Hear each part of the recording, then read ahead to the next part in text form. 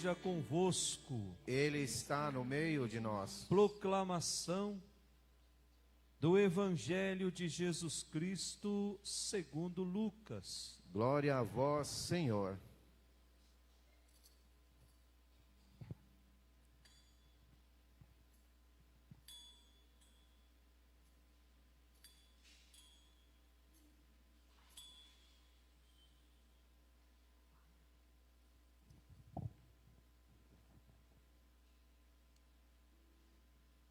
No 15º ano do império de Tibério César, quando Pôncio Pilatos era governador da Judéia, Herodes administrava a Galiléia, seu irmão Filipe as regiões da Itureia e de Traconítide, e Lisânias e Abilene. Quando Anás e Caifás eram sumos sacerdotes, foi então que a palavra de Deus foi dirigida a João, o filho de Zacarias, no deserto. E ele percorreu toda a região do Jordão, pregando um batismo de conversão para o perdão dos pecados, como está escrito no livro das palavras do profeta Isaías. Esta é a voz daquele que grita no deserto: preparai o caminho do Senhor, endireitai suas veredas. Todo vale será aterrado, toda montanha e colina serão rebaixadas, as passagens tortuosas ficarão retas, e os caminhos acidentados serão aplainados. E todas as pessoas verão a salvação de Deus. Palavra da salvação. Glória a vós, Senhor.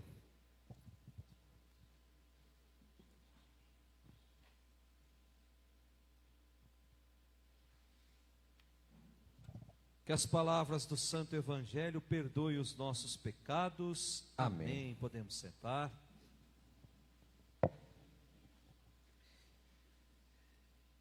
Caríssimos irmãos que nos acompanham pelas redes sociais, domingo passado nós celebrávamos o primeiro domingo do tempo do Advento. Advento nós sabemos que é espera, portanto, tempo de preparar a chegada de alguém. E aí eu dizia dos símbolos do Advento, a cor roxa, que lembra que nós estamos num processo de mudança de vida. Depois a coroa do Advento, a coroa que ela é circular, lembrando o amor de Deus que não tem começo, que não tem fim. É uma coroa cheia de coisas verdes, lembrando que esse tempo é tempo de esperança. Uma coroa que tem alguns laços vermelhos, recordando o Espírito Santo que embala toda a criação. A coroa que tem 4 velas, os 4 domingos que antecedem o Natal. Portanto, cada vez que nós estivermos mais perto do Natal, mais a nossa coroa vai ficando iluminada. Por isso que a igreja nos deu essas 4 semanas. E nessas 4 semanas, nós precisamos colocar as coisas em ordem no nosso coração, se quisermos celebrar bem o Natal. O Natal cristão não é um Natal de presentes, um Natal de festas. Para muitos, o Natal termina no dia 25 à noite, ou quando vai parar no hospital de tanto que comeu na véspera. Cristão, o Natal não termina no dia 25. O Natal cristão é o Natal todos os dias. Todos os dias nós temos a graça de receber Jesus nos sacramentos, de receber Jesus na Eucaristia. Portanto, é tempo de olhar para dentro do nosso coração e perceber o que é que eu preciso tirar dali de dentro que está me impedindo ou que está impedindo Jesus de nascer ali. E nesse final de semana, o segundo, nós somos convidados a refletir sobre a missão profética, que também é um apelo à conversão, que também é um apelo à renovação. Olha lá a primeira leitura, livro do profeta Baruque. Eu acho que é a primeira vez que a gente está lendo trechos do profeta Baruque esse ano. Então, só para a gente situar na história, o profeta Baruque, ele escreve mais ou menos 200 anos antes de Cristo. E aí o autor desse livro convida Jerusalém a voltar de novo à amizade com Deus, a reconciliar-se com Deus. É por isso que ele compara Jerusalém a uma mulher que está de luto, a uma mulher que está desanimada, a uma mulher que não tem nenhum motivo para se ter esperança, a uma mulher que está mergulhada na dor. Mas o mais importante nesse texto que nós lemos na primeira leitura de hoje é que esse tempo terminou, diz o profeta. Deus perdoou todas as faltas do seu povo. Esse Deus quer devolver de novo a esperança para o seu povo. O que é que está lá no versículo 5 da nossa primeira leitura? Levanta-te, Jerusalém, põe-te no alto e olha para o oriente, vê teus filhos reunidos pela voz do santo, desde o poente até o levante, jubilosos por Deus ter se lembrado deles. Meus irmãos, advento é esse tempo favorável para sairmos de toda e qualquer situação de escravidão, para sairmos de toda e qualquer situação de pecado e caminharmos para a liberdade. É por isso que cristianismo é a religião da liberdade. Eu sou convidado a me libertar de tudo aquilo que me escraviza. E uma das formas que o inimigo encontrou para escravizar o homem é o pecado. Até porque o pecado, num primeiro momento, ele se apresenta como algo bom. Ninguém peca porque é ruim. A gente peca porque é bom. Mas aí as consequências do pecado é que vão me escravizando. Eu vou me tornando mentiroso, eu vou me tornando fingido, eu vou me tornando dissimulado, falso. Portanto, as consequências do pecado, ela é devastadora na nossa vida. E se nós não tivermos a coragem de nos libertar agora, nós vamos nos tornando cada vez mais escravos. Lembra daquela passagem lá de quando Deus vai até o paraíso e percebe que o homem havia pecado? Que o homem havia comido do fruto que ele havia proibido? Olha só as consequências. Qual que foi a consequência? Ou qual que foi a reação do homem? Primeiro ele percebe que ele está sem a graça de Deus. Por isso ele vai dizer: olha, eu escutei a tua voz e eu me escondi porque eu estava nu. Como é que ele sabia que ele estava nu? A gente deve entender essa nudez como a falta da graça de Deus. Quando nós não estamos na graça de Deus, a gente percebe o quanto que a gente é miserável. E aí vem as consequências do pecado. Por acaso você comeu do fruto que eu proibi? Aí o homem não assume a sua responsabilidade. Ele joga a culpa na mulher. E a mulher joga a culpa na cobra. E a cobra só não jogou a culpa em outro animal porque ela não falava. Então vai fazendo com que eu me torne mentiroso, eu não assuma as minhas responsabilidades. Então a consequência, então por causa disso, então agora você vai viver a sua vida. Procure se encher da graça de Deus de outra forma. Então as consequências desse pecado que nos escraviza, nós somos convidados a nos libertar nesse tempo do advento. O que é que nos impede de acolher Cristo que vem ao nosso encontro? Quais são os pecados que ainda me prendem nesse mundo? Quais são os pecados que escraviza o meu coração, que não permite que o meu coração vá ao encontro de Jesus? E aí a gente olha a segunda leitura de hoje. A segunda leitura foi tirada lá da carta de São Paulo aos Filipenses, o capítulo 1.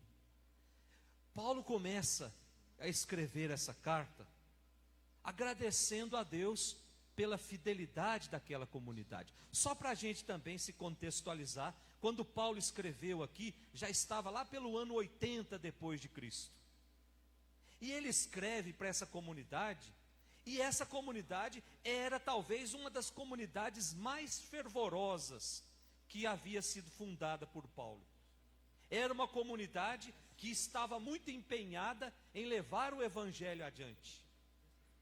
E ao mesmo tempo, Paulo vem pedir a Deus que essa comunidade tenha a capacidade de aumentar a caridade de uns para com os outros. Mesmo sendo uma comunidade modelo, existia ali pequenos atritos que estavam comprometendo a caridade. Não está no texto que nós lemos hoje.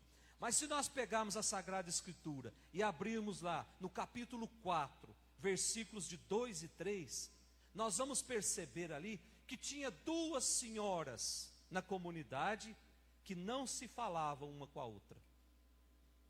E aí Paulo chama a atenção dessas duas, dizendo que aquela atitude iria comprometer o exercício da caridade.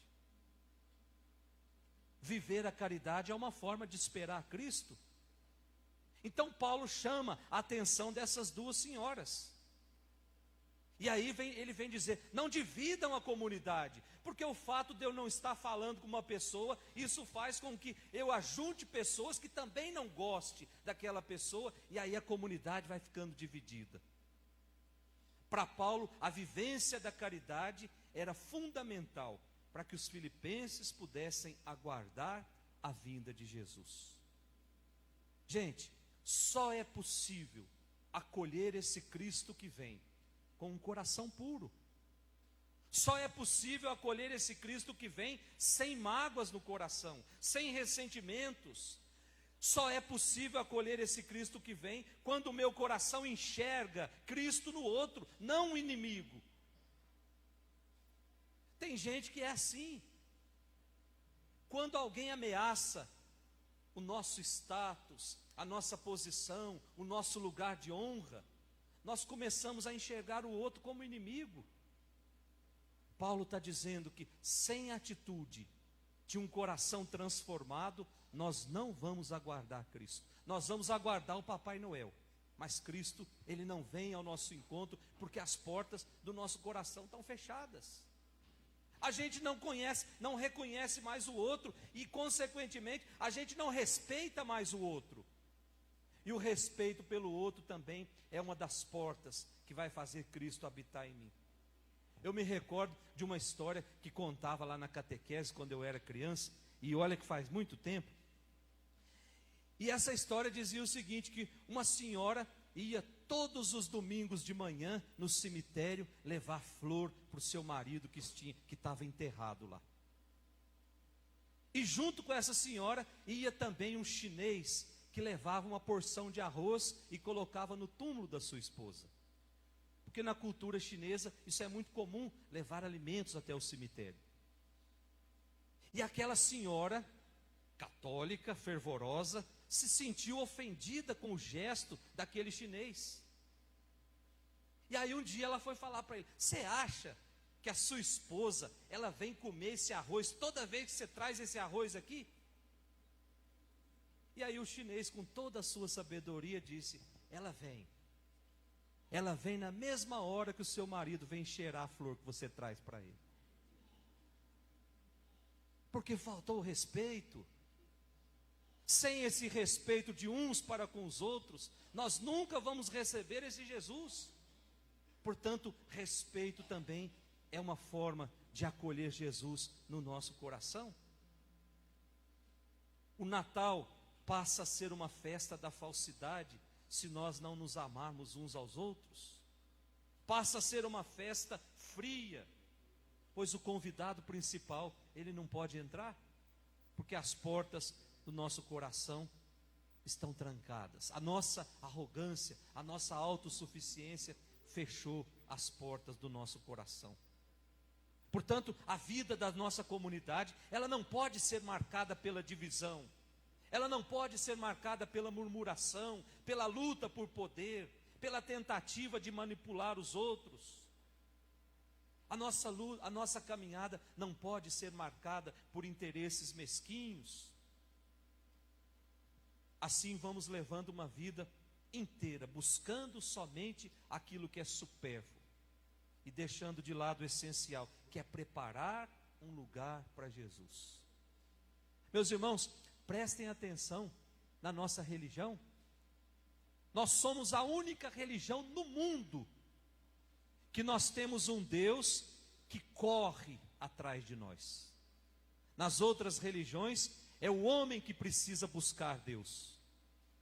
No cristianismo, não. O cristianismo é Deus que busca o homem. É Deus que desce do céu e vem morar no nosso meio, para nos ensinar que o caminho do céu passa pela simplicidade. Portanto, é Deus que desce do céu e vem ao nosso encontro. As outras religiões não têm essa liberdade desse Deus que vem. É o homem que precisa buscar Deus. É por isso que busca Deus na natureza, na árvore, nos outros animais, naqueles cultos doidos. No cristianismo, não. É Deus que vem correndo atrás do homem. E quando ele encontra com o homem, ele oferece o caminho do céu. Quer ir para o céu? Então passe pela experiência de Jesus. E por fim, o nosso evangelho de hoje, que nos apresenta a figura de João Batista, aquele que foi enviado por Deus para exatamente preparar os caminhos do Senhor. Só que o interessante desse evangelho de hoje está logo no começo. Prestem atenção no começo do evangelho. Podemos ver juntos lá, o comecinho do evangelho de hoje. No 15º ano do império de Tibério César, quando Pôncio Pilatos era governador da Judéia, Herodes administrava a Galiléia, seu irmão Filipe administrava outras religiões, a palavra de Deus foi dirigida. Olha só que interessante, gente.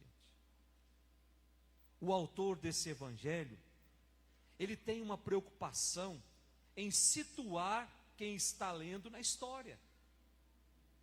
Com isso, o autor está querendo dizer que essa aventura de Deus, de sair do céu e vir morar no nosso meio, não é uma lenda, não é uma história, não é algo inventado, mas é história concreta, com acontecimentos reais. Por isso ele começa dizendo, situando onde é que isso aconteceu. Aconteceu no 15º ano do império de Tibério César. Aconteceu quando Pôncio Pilatos governava a Judéia. Foi exatamente nesse momento que o amor de Deus, transbordando no seu coração, se derramou sobre essa terra.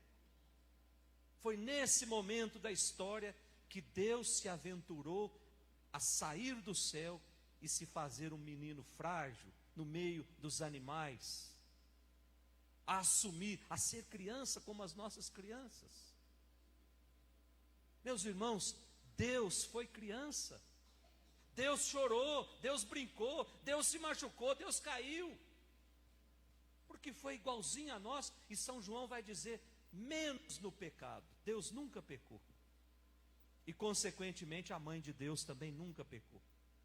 Quem carrega Jesus dentro de si por 9 meses, não pode ter uma vida de pecado. Por isso, Maria nunca pecou. O pecado nunca passou perto de Maria, porque o coração de Maria estava transbordando da graça de Deus. Por isso que o anjo diz para ela, ave cheia de graça. Não é ave, graça, a metade da graça. Maria estava repleta da graça de Deus. Portanto, no coração de Maria não tinha lugar para mais nada, senão para as coisas de Deus. Por isso, ela era cheia da graça de Deus. Então, o coração precisa ser um coração onde Deus deposite o seu filho e o seu filho sinta-se à vontade. Meus irmãos, vamos pedir para Deus essa graça nessa Eucaristia que nós estamos celebrando. João Batista veio propor uma mudança radical de vida. Só é possível esperar Jesus com uma vida transformada. Por isso João Batista pregava um batismo de conversão. Tanto é verdade, não é um batismo de deixar para trás certos hábitos. Presta atenção, quando um irmão nosso muda de igreja, vai para outra igreja, ele vem dizer: agora eu já sou convertido, então eu não vou mais lá no boteco. O que ele fez? Ele deixou alguns hábitos para trás, mas isso não quer dizer que se converteu. Deixar hábitos para trás faz parte do processo de conversão, mas não é a conversão, porque a conversão, ela se dá todos os dias. Todos os dias eu preciso amar mais. Todos os dias eu preciso dizer não para situações de pecado. E isso faz com que a minha vida, ela vá mudando radicalmente. Mude o meu pensar, mude o meu agir. Não existe outra forma. Só assim que Cristo virá ao nosso encontro. Só assim que Ele vai encontrar lugar no meu coração. Que essa Eucaristia que nós estamos celebrando hoje nos ajude a preparar bem a chegada de Jesus na nossa vida. E que o Espírito Santo, essa luz que vem do alto, nos explique todas essas palavras. Em nome do Pai, do Filho e do Espírito Santo. Amém. Amém.